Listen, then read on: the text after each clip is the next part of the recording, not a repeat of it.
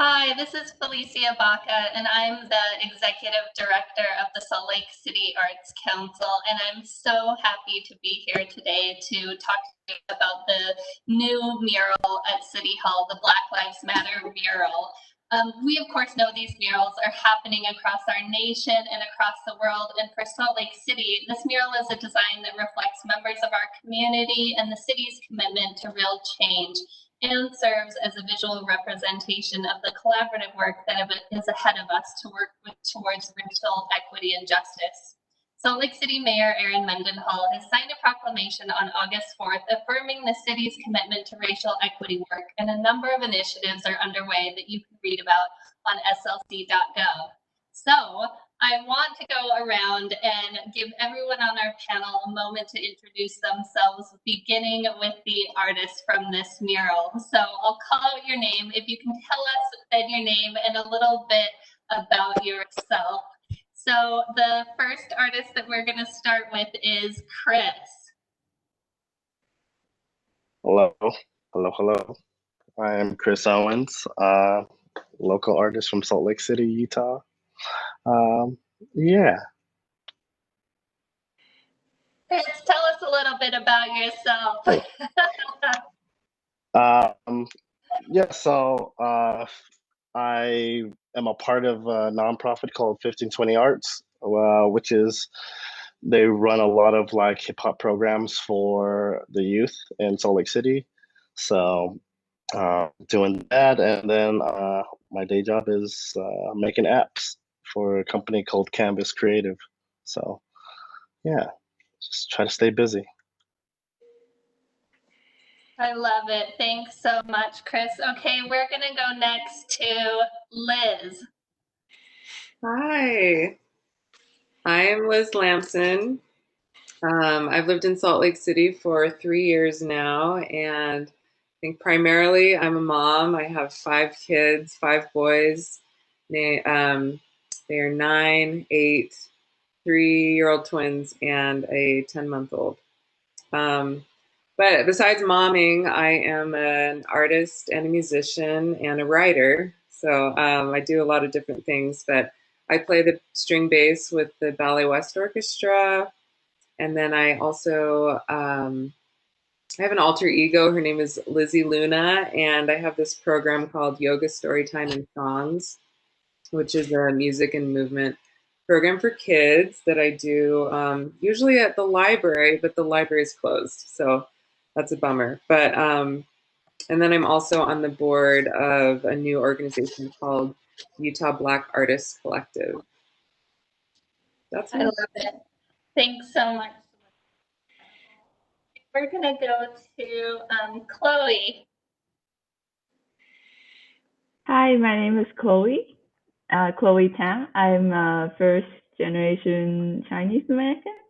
I am an artist right now. I'm studying programming, and my day job now is a graphic designer. And besides painting, I also like music. I enjoy playing piano. Okay, wonderful. Thanks so much, Chloe. And Gretel. I am Gretel. I'm Chloe's sister. We have the same last name, Gretel Tam. And so I'm also first generation Chinese American. I just graduated from college, so I majored in dietetics, and I'm actually at work right now. I work at a charity foundation on global food security and clean water projects.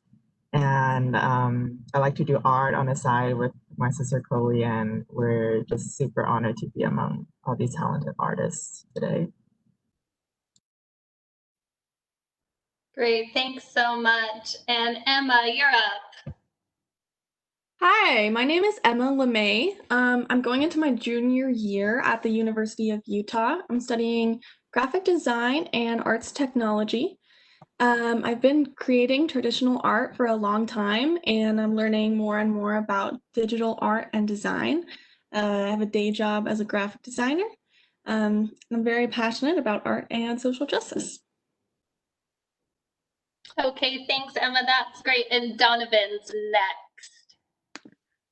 Okay, so my name is Donovan Guerrero. I am a first generation student and I am starting my first semester in a week at the University of Utah.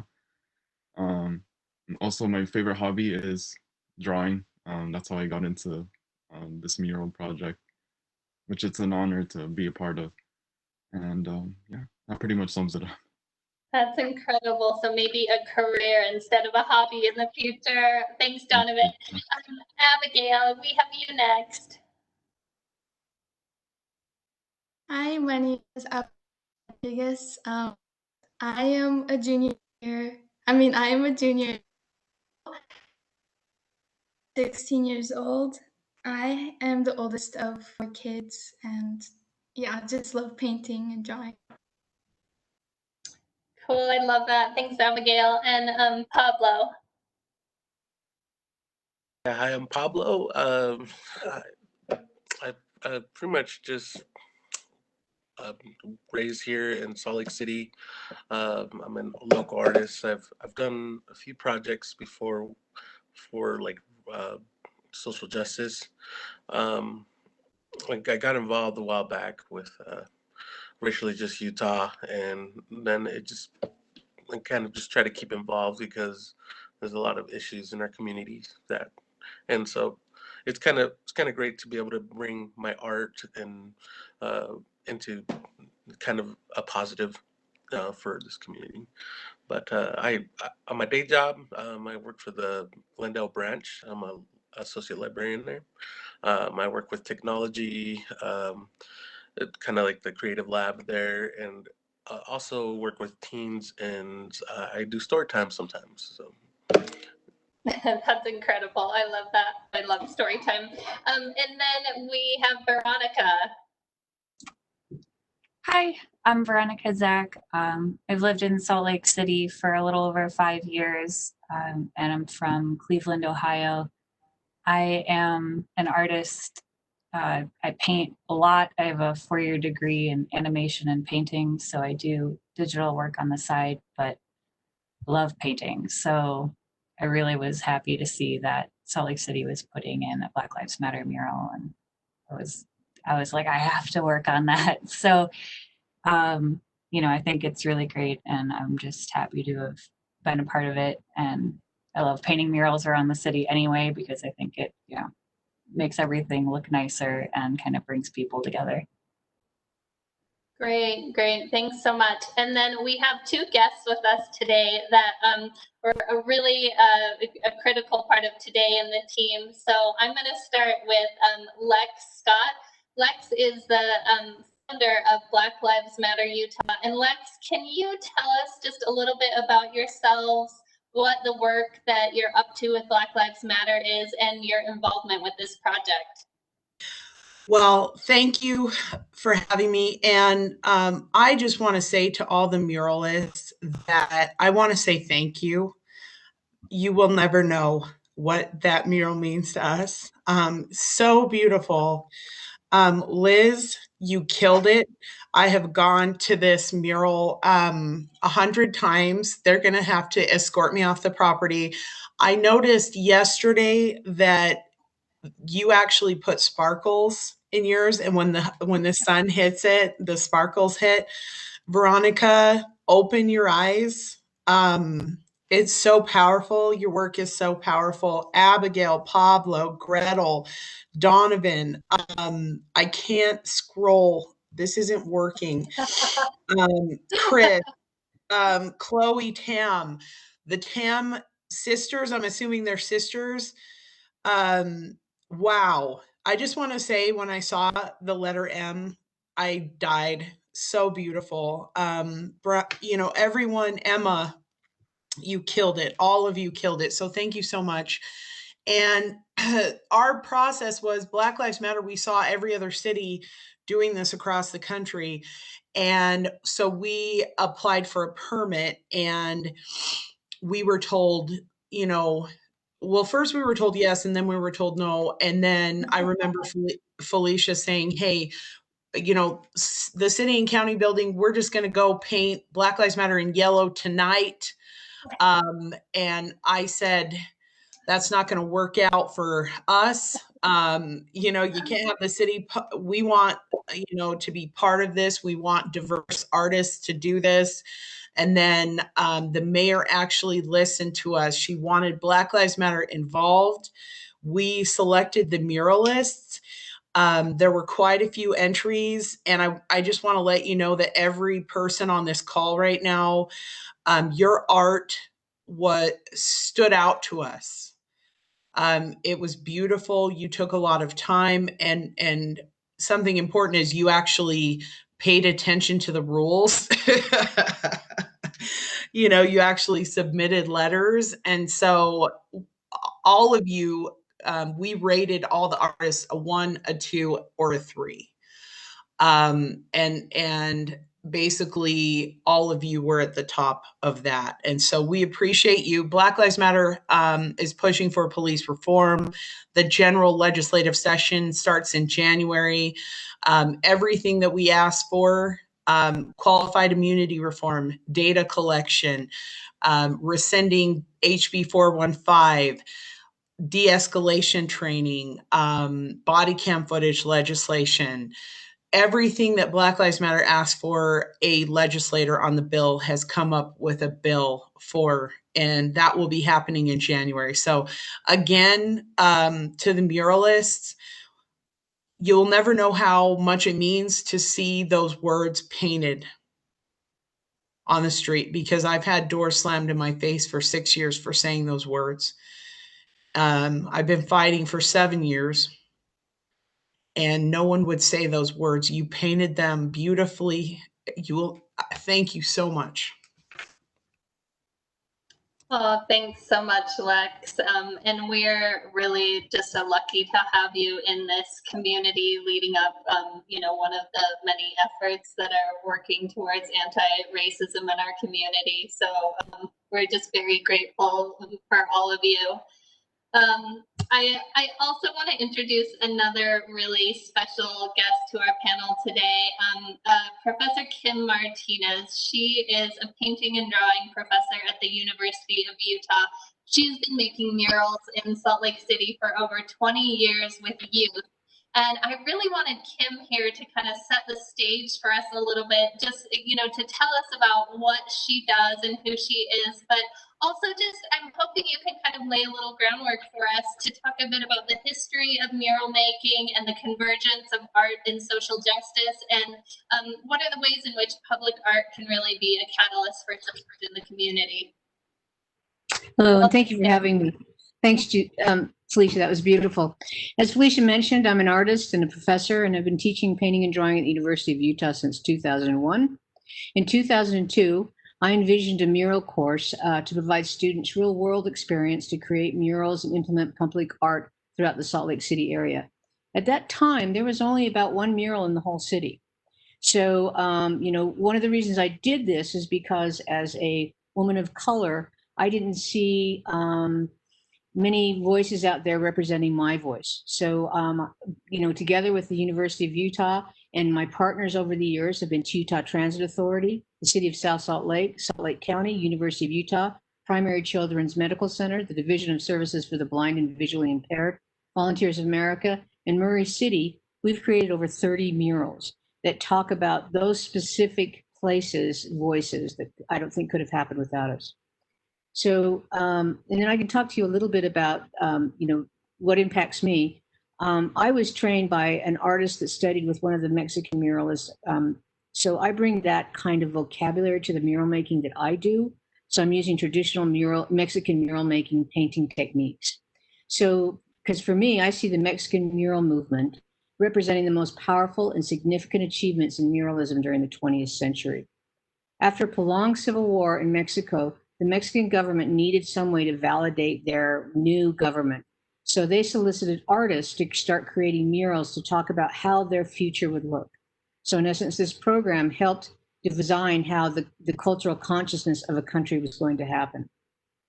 So one of the primary focuses of this is that these artists had to take their ideas of their own lived experience, their pre-Columbian history, and creating a place where they were making art that belonged to everybody versus art that just stayed inside of the museum. And to me, that's one of the most important things, because I think Lex said it well, is that really by people interacting with this work, they're able to see the importance of this kind of artwork that can be very different than it is in a museum. And I think both are really important, but I think muralism does something very different that way.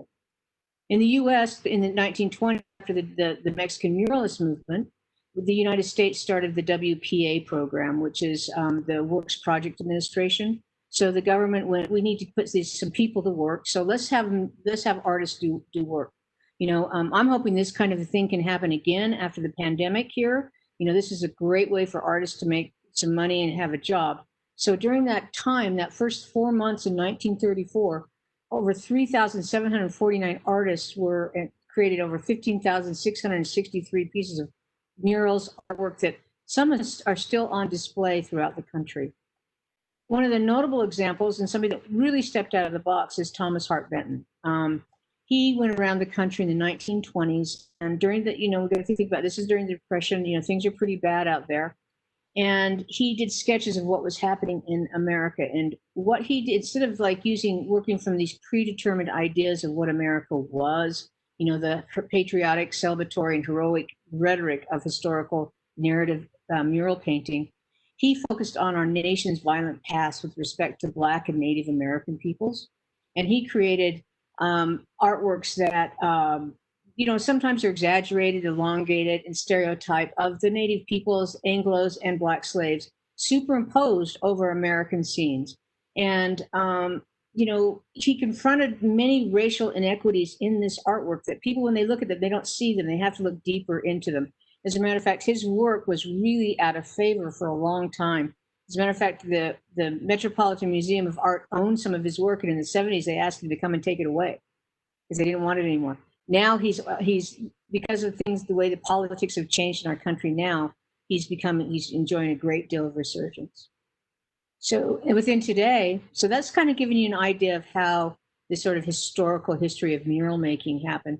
And certainly the Mexican muralist program came over here in the fact that I learned how to paint murals from an artist in LA named Judy Baca, who studied with David Alfred Siqueiros. And so she taught me how to paint Mexican muralist way of Siqueiros's way of painting murals.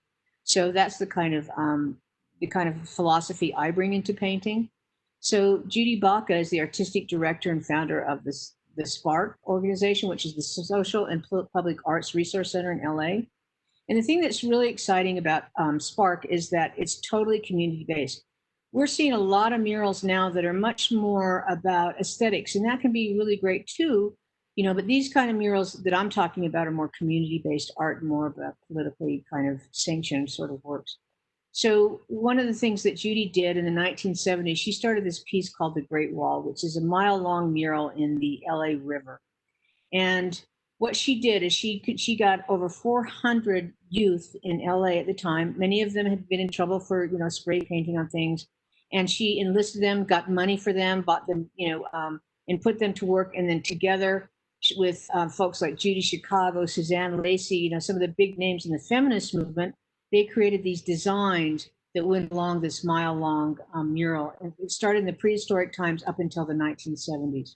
So, they're continuing to develop this, to go beyond it. As a matter of fact, I was part of the restoration team, and we went and restored it in the 1970s. Another person who has had a huge impact on the contemporary mural movement is Keith Haring out of New York. Keith was a graffiti street artist and social activist in the 1970s. Unfortunately, he was we lost him early to the AIDS epidemic. But his murals talked a lot about, and when he made these in the 1970s, AIDS was very taboo. So he addressed a lot of the social inequities and with this work. And there's only one piece of his still left standing because most of them have been appropriated into private collections and into museums. You can still see it in Philadelphia. And it's called We Are the Youth. And it talks about the 200th anniversary of the United States Constitution, and it plays with the phrase, we are the people. So, he's a really great one. Another program that I think is really well worth mentioning is the Philadelphia Mural Program, and that's run by another woman by the name of Jane Golden. And Jane actually studied with Judy Baca too. She was she worked with her.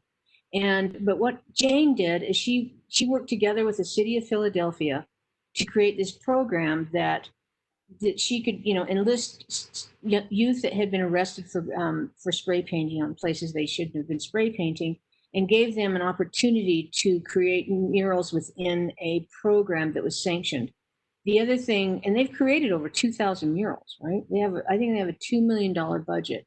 But one of the things that's really exciting about her program is that they paint on a product called Polytab. So what happens is they create the design after months and months and months of working with community, and then they print it on a piece of like a kind of a canvas, and then they have a big workshop and people can come in and paint on it.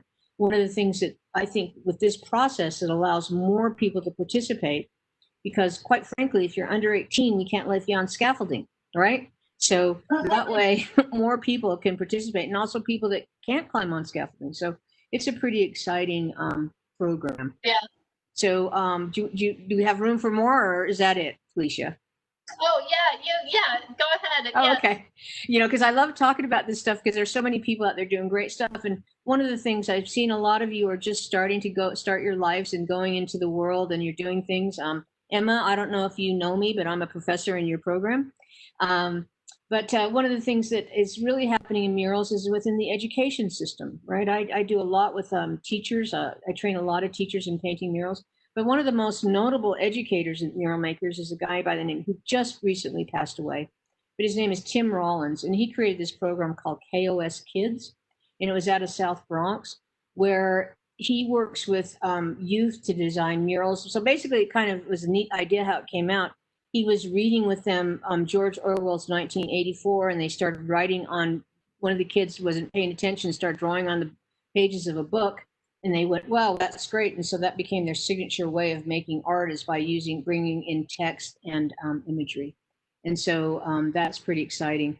And again, we have, folks in Chicago like William Walker's Wall of Respect, which we've lost in Chicago, had a huge mural program. And it's starting to come back. But what happened is, with a lot of these murals, is a lot of them were covered over in the 80s, 90s, and aughts, and they're just starting to come back. So, that was one of the things when I started painting murals in Salt Lake City. It was so grassroots. This is what I did: is I worked with a guy that was the director of Parks and Recs in South Salt Lake, and I did a mural painting, and we walked around to different businesses and said that needed a paint job. Really, it really became because the building was falling apart and they needed a paint job. So I took him in and showed him my painting and said, "Can we put this on your wall? We won't charge you anything." And that's how we started to get this thing going. And so people want to support us and keep us going. And I think that we just have to, because it's hard work, right?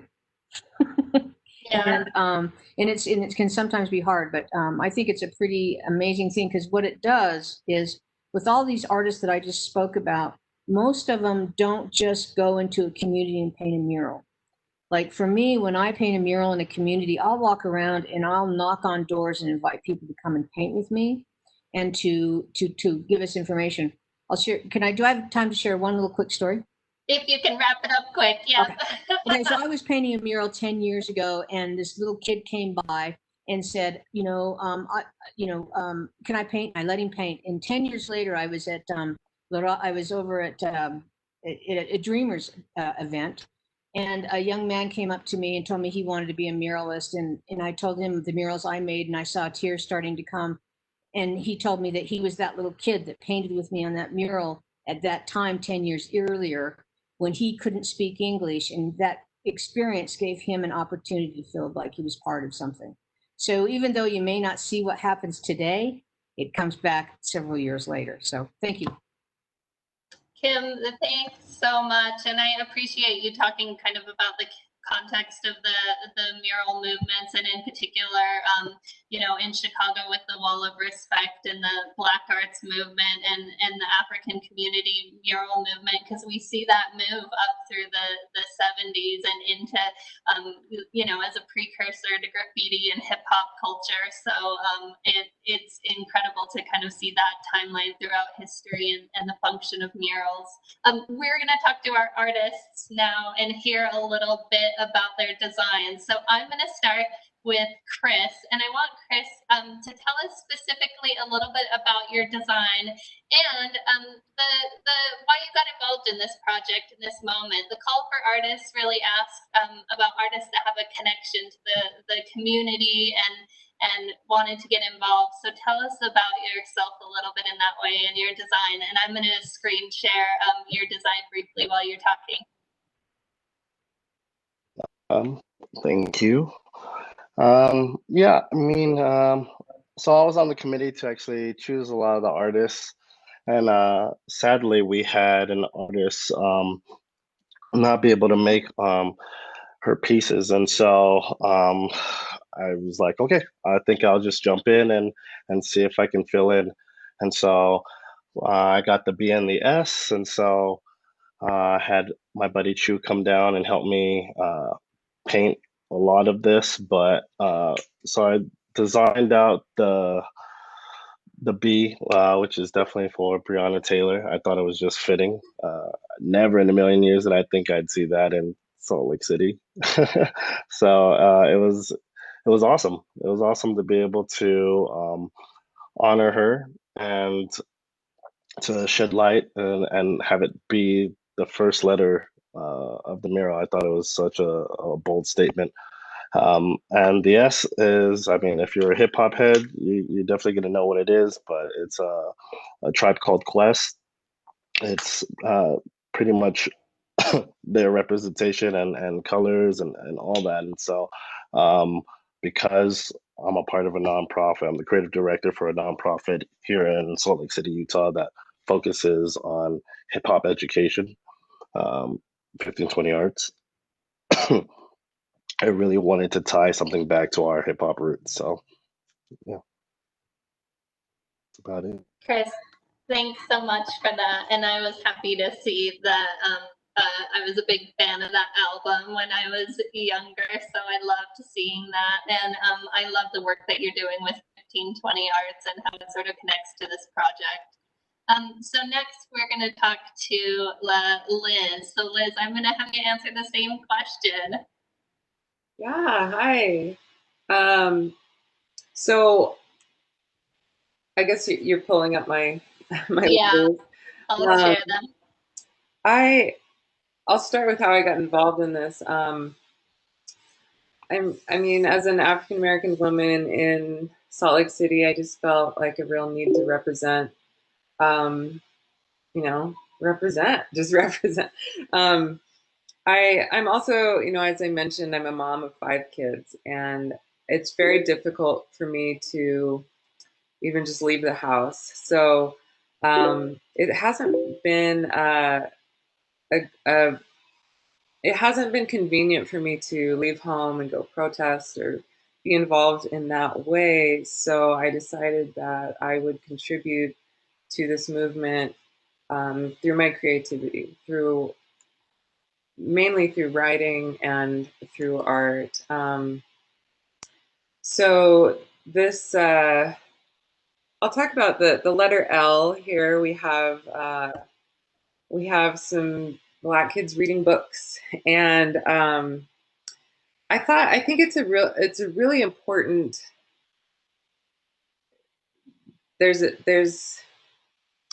So being Black, it doesn't mean you don't deserve access to quality education or resources that encourage literacy or a desegregated school experience.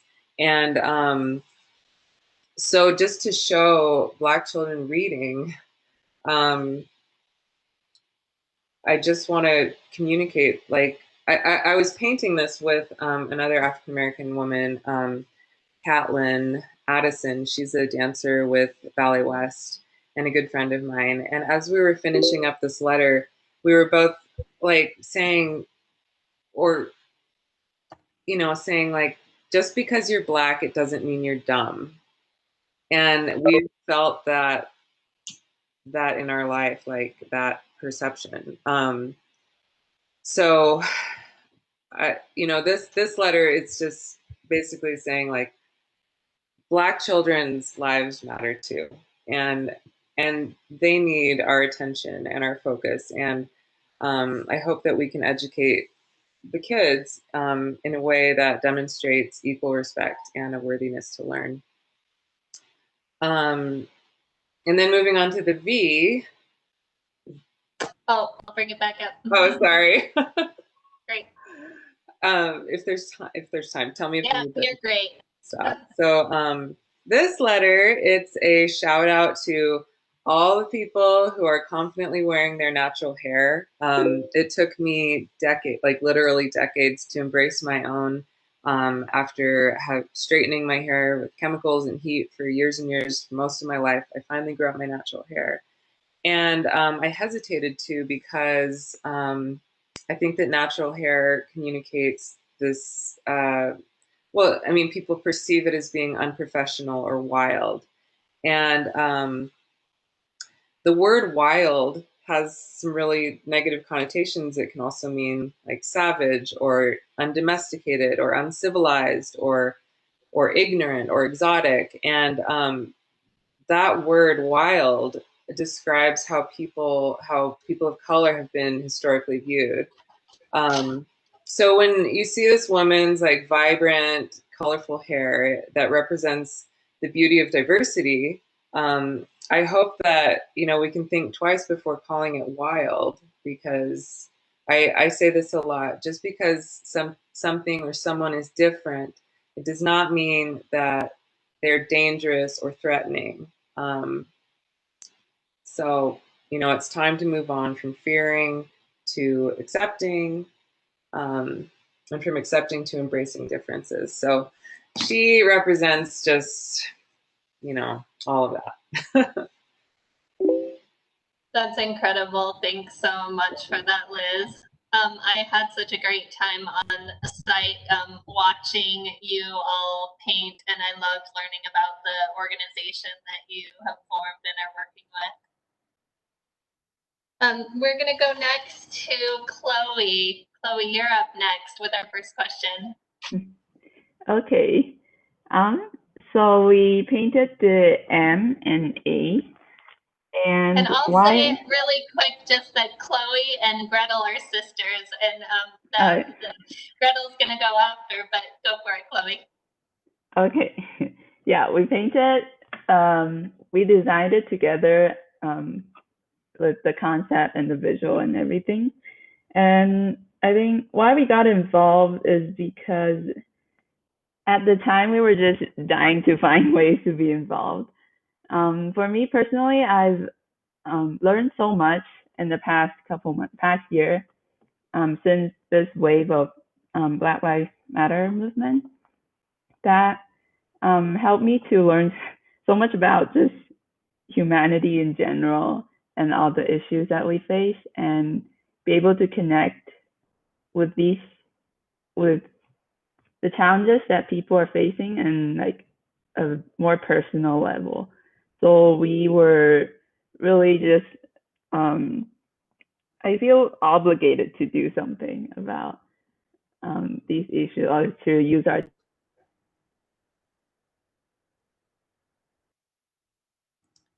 Oh, we might have had a little bit of delay in Chloe's. That's okay. I can finish her off since we did the same design. Gretel, jump in. Yeah, so I can talk about our design for the letter A first. So the letter A is a Black hiker overlooking Salt Lake City at dusk. Because we didn't grow up in America, and so a lot of the history of racism we learned from our friends. And one of my Black friends told me a reason he and his people don't go to do certain activities like hiking is because they don't feel the need to seek adventures and thrills in their lives, because it's already so dangerous, and that there really is an escape for the things that are troubling them. And so I thought that was something that I didn't know about, and I learned that racism affects Black people's lives in so many aspects, including their relationship with nature, which should be free for all to enjoy. And I think that's super telling of just the magnitude and depth of racism and the things that we need to do better and differently. And for Utah, we are known for our nature scene, and to know that even that's something that we're so proud of, so many people don't feel invited and feel like they can take part of it was important to me to address. And so this design represents the future in which Black people will be able to claim their land and to feel safe to enjoy life as much as any other group. And then for the letter M, it's a paper crane. And Lex, thank you so much for pointing out your feelings towards it and how you like it, because it's so meaningful to us. The paper crane in Asian community is a symbol of peace, hope, and healing. And it was made famous by a little girl named Sadako Sasaki, who is a Japanese child. She was killed because of the Hiroshima atomic bomb.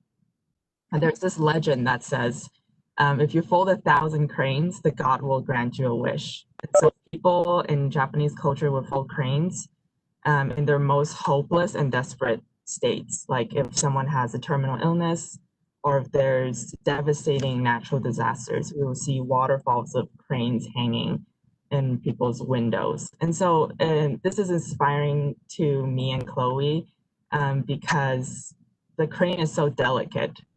You can crush it so easily, but at the same time, it demands persistent action and hope, even, and I would say perhaps especially during times of despair.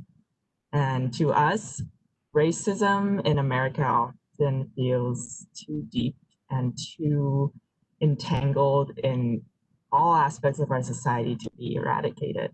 And so this crane to us is a reminder to always have hope and never stop doing.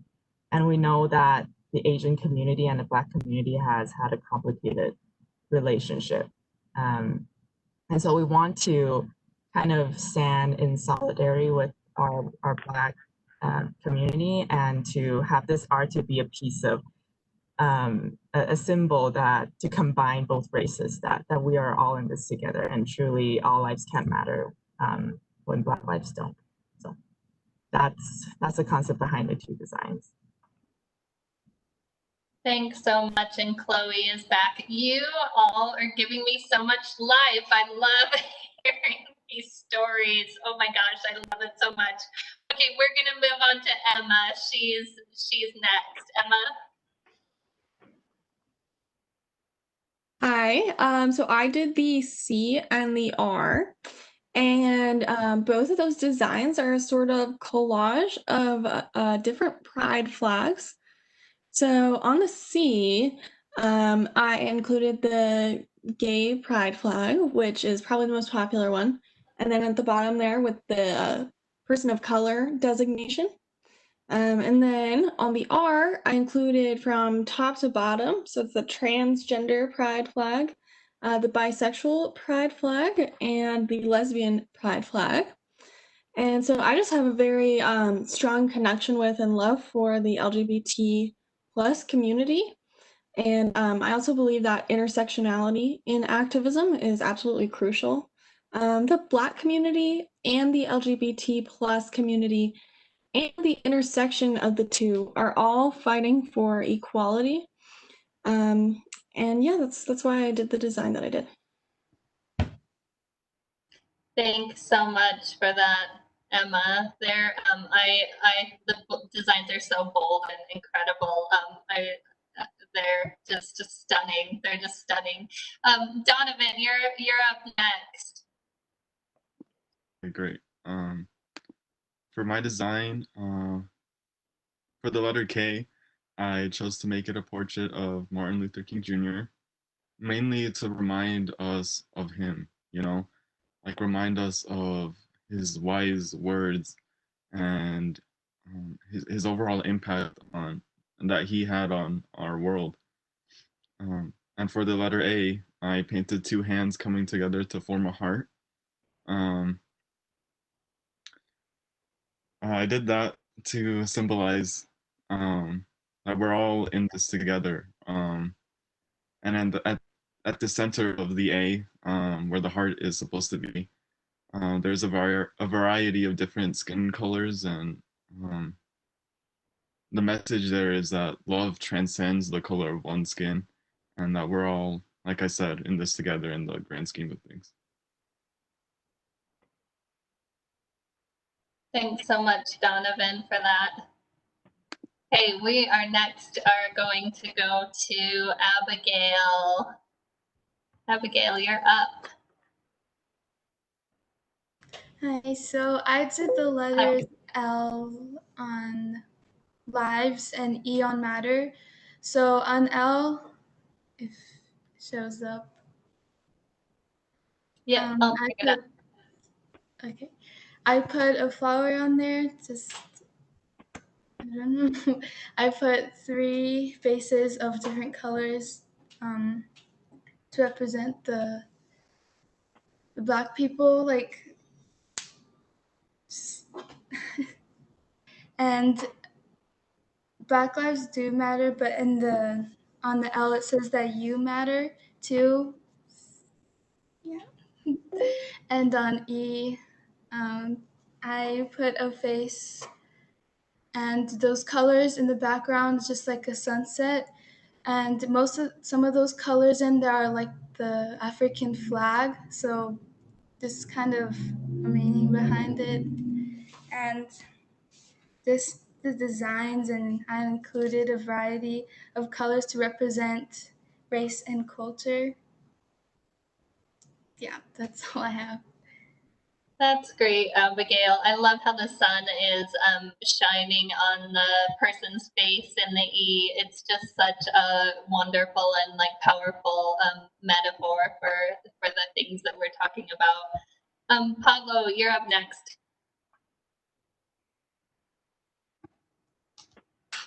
Hi, can you guys hear me? Yeah. Okay.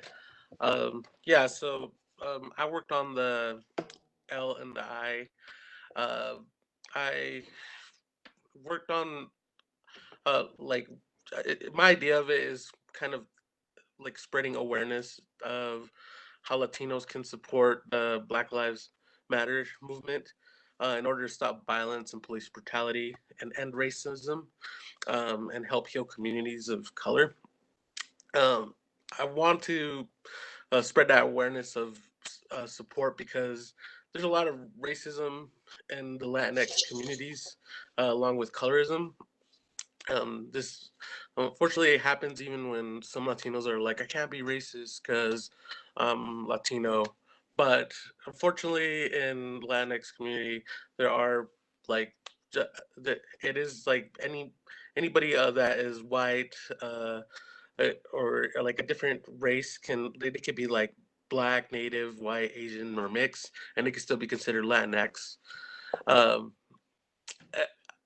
I think that gets overlooked sometimes because they try to like I guess they want to involve that like I guess that they're considered a person of color, but there is a lot of colorism in the Latinx community, and I just want to spread awareness that we can fight against racism by supporting people who are fighting for equality already, such as this movement has really picked up, and I really want to support that.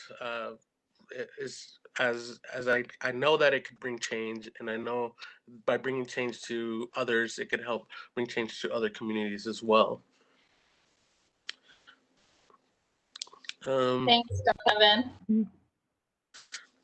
That's great. And Veronica. Hi. Yeah, Pablo did a great job. Everyone so far has done a great job, and my main goal is to help amplify all of your voices. That's why I wanted to be a part of this. I've been trying a lot to listen and, to what everyone is saying. And, we had to have our own reasons for wanting to be a part of this. So my designs are the E with open your eyes and the T that says stand tall. And the E in particular meant a lot to me because the people shown in this mural can never open their eyes again, which is not okay. That never should have happened. And in particular, Tamira Rice is the second. We've got Breonna Taylor, Tamira Rice, Elijah McClain, Michael Lorenzo Dean and George Floyd on the bottom from top to bottom. And Tamira Rice was from Cleveland, and he was only 12.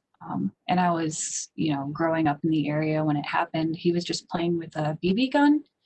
And I remember, growing up in a mostly white community, all of the people not understanding why everyone was so mad, and they're, well, he shouldn't have been playing with a BB gun at the park. And I'm like, I have 4 brothers and all of them have BB guns, airsoft rifles, squirt guns. It's like all the guns, and it really made me think, like, what is going on? Why don't you care? Like, that could have been anyone's son.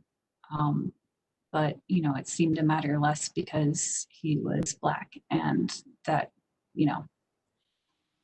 I don't know how anyone could oppose the message. I really don't. They're all lives matter. Well, like has already been said, all lives can't matter until Black lives matter just as much. And everyone needs to stand tall with each other and not give up, because it's going to be a long fight, but you need to keep fighting. Thanks so much, Veronica. So I'm going to call on some of you and go around a little bit for some of our next questions. I really want to hear next a little bit about, I think Chris popped off of our call, but I want to show me by raise of hands, whose first mural experience? Anybody? Is this your first public art or painting experience? Gretel, can you? Okay, I love it. A lot of you. I might have you, most of you. I love that. That's incredible. Gretel, can you talk a little bit about the day of, like, I want to know, what was it like the day of painting? How did it feel to be part of something that's happening both like nationally and across the world? And did you make any new friends or learn anything new, or what was that like for you? How did that all go down? Yeah, well, first of all, Chloe and I basically couldn't sleep the whole night, and considering that we had to wake up and be there at 5 a.m., I was like, this is gonna go poorly. I might need to take breaks, but I just remember being so empowered and so excited throughout the whole day. Like, I barely want to take breaks. I didn't feel like eating. We were all just going for 14 or plus hours straight. And I remember the next morning we had a group text, and we're all like, can anyone move? I was like, my legs are so sore. And so that's kind of like a funny insight, but just a powerful day to be creating for such a good cause, such a powerful cause, and be part of a national movement that is just so important to all of us, regardless of our race. And so I also remember just having this deja vu moment, because Chloe and I have been talking about the news just a few months ago, and we saw some chalk on the sidewalk. Some kids left it on the sidewalk, and we're walking in our neighborhood, and I was like, we should just take these chalk and write Black Lives Matter on the road. And then we were kind of like, ha ha ha, like that would never happen. That's so funny, like never in a million years. And then when I was there painting, I remember that encounter I had with Chloe, and I just was so grateful to see this change in our own community.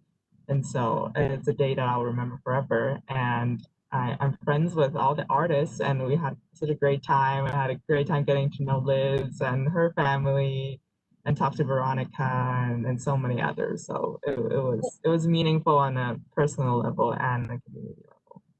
One of my favorite things about that morning, because you all started at 5 a.m., was just seeing your friends and families out there with you, helping and painting and bringing supplies and food, and it was just such a tender experience. Donovan, you raised your hand. It was a first experience for you. Tell us a little about it. Sure, yeah. Painting that day was a lot harder than I anticipated, because it wasn't like something I was accustomed to. I sketch mostly on paper with the pencil, so translating that into asphalt with paint was a lot more difficult than I imagined. But overall, it was a nice day because at some point my entire family came to help me. Like my girlfriend's family came to help me, and my real family, I guess, came to help me. And I think that just like really showed me like how if we all come together to like create something like this mural, we can do like so much in this world if we all just came together. But Yeah, yeah. And I see Lex looks like she wants to say something about that. Did you want to chime in yet? Oh, well, I just wanted to say just a few things. I just wanted to say thank you to Mayor Mendenhall. It took a lot of bravery to do this. And she's gotten a lot of blowback because when people hear Black Lives Matter, they hear only Black Lives Matter. We never said our lives mattered more or the most. We said that our lives matter because they do. She took a lot of risk doing this and a lot of bravery. So I want to say thank you to her and thank you to the muralists and thank you to the security guards. We bought them pizza and we bought them slushies, slushies to guard it. And I did want to say just a few little side notes. Donovan is, well, I wanted to say to Emma, first of all, when we were choosing your letters, it was a no brainer because a lot of people, someone on the panel said, hey, I don't want the LGBT letters. It detracts from the message. And I said, yes, Black gay people exist. Black trans people exist. And they are targeted, and Black trans women are killed all the time. These letters have to be in there. Abigail, you are such an inspiration. Please keep going and keep doing this. You know, we didn't know any of your races. We didn't know your ages. We were hoping it wouldn't just be all white people. We were like, please, let's get some diversity in here and look at this big panel with Latinx people and Asian people and Black people. And we have some white allies in here as well. And so it was just a dream come true. Also, I wanted to say, why can't I pull up the list of names again? And the Tams just killed it. That was just a no-brainer. Veronica, when I saw the faces of police brutality victims, it hit me so hard. Thank you so much. And thank you so much for changing your color choice. Because we loved the color choice, but we had to change the color choice. So thank you for being amendable to that. And I just want to, people keep chatting me when I'm trying to say this. And then with the Latinx for Black Lives Matter, that was also a no-brainer because just like he said, we have to be intersectional. Black Lives Matter has to fight for the Latinx community, the Pacific Islander community, the Asian community, the Indigenous community, the gay community, and people with disabilities. And so when I saw Latinx for Black Lives Matter, no brainer there. So I just want to say thank you to Emma and Gretel and Kim and Liz and Pablo and Chloe and Abigail and Felicia and Brian and Donovan. And did I get everybody? Thank you so much. And for the one who did Martin Luther King, I just want to let you know when we're talking to the security guards, because I said, please protect this. Please don't let anyone destroy this. And one of the security guards said, you see the Martin Luther King one? I will jump in front of that. I will do anything to protect that letter of Martin Luther King. So we've been going down bribing the security guards. We're going to protect your mural. And I just want to say the members of Black Lives Matter have been commenting under this saying, you will never know what your mural means to Black people in this state. So thank you one more time. Oh, Lex, thanks so much. And something you said that sort of stood out to me. We're running low on time, but you know it's such an important message. And you know, we know that some cities are kind of having controversies over these murals. Some people think that they're sort of performative distraction from real policy change and want them to be removed or want to include other messages like all lives matter. So for the artists, are there any of you, like what would you say to that after having this experience? I'm gonna call on Liz. Can I call on you, Liz? Yeah, sure. Like, what would I say to people opposed to the Black Lives Matter Yeah. movement? I I've had some heated discussions with people about this, and it is hard to know what to say. I think that what I see going on that I think is so important is individual people educating themselves and learning more history, learning about like what is really going on and how racism affects the daily lives of people just constantly. I agree that just because we say Black Lives Matter, it doesn't mean that other lives don't matter. And when people respond with the phrase "All lives matter," I totally agree with that. But I think this movement, we're specifically trying to make changes and policies that have negatively affected specifically African American people in our country. Just because slavery ended when it did does not mean that the issue of racism resolved. It's still a huge problem, and it affects policies and the systems, the social systems, and it's a current problem and something that needs to be addressed. We can't ignore it. Yeah, absolutely. Is there anybody else that wants to speak to that one of the artists? Oh, Donovan. For like the people that say that these murals should be like taken down and things like that, I disagree with those ideas because one of the main reasons that these murals exist is to like inspire change in the people and communities around us, and these murals like they shouldn't be taken down because they exclude other communities, because I think that it does the opposite of that. These murals aren't just saying one thing. These murals bring together communities of other people just so we can understand one message, which is Black Lives Matter. And I just don't agree with the idea that these murals are exclusionary or things like that. And Kim. Yeah, I just want to say this because I've been making murals for a long time, and I really want to congratulate Les and Felicia and the mayor for having the courage to put this up, because it's very difficult in this community to have public art that does this kind of personal and public, vulnerable, and really working for change. So Les, again, Lex, amazing work that you got this to happen and that you all participated in it. It's just, I have a few pieces where I've done some things that I've tried to get, a deeper meaning, and it's sort of, I had to do it in a way that was around things versus being straight up, because it's hard to get people to go into you when you're saying something this meaningful. Thank you.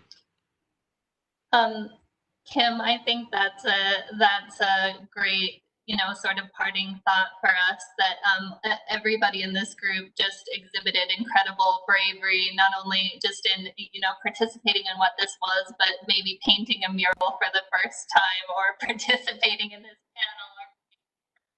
And I can tell that all of you are just giving me so much hope for the future and what's to come to affect systemic racism in our communities and to really affect change. And it's incredible to hear all of your different stories. I wish that we had more time to stay together and hear more from all of you. And I so much appreciate all of your time. And we hope that we'll see you coming back to the mural again and again. And Lex, any parting thoughts for us? Black Lives Matter. Every person here, please don't let this be your last mural. If you ever need anything from Black Lives Matter, We have you. Please keep in touch with us. Thank you again to the mayor. Thank you, Felicia, for hearing us. And thank you to the muralists who did this. You honestly did the most powerful murals with messages, and you made history. So thank you for that. I love you all, and I'm going to go see the mural again today. Okay, thanks everybody so much, and thanks everybody watching for joining us. Have a great day. Bye. Bye everyone. Talk soon.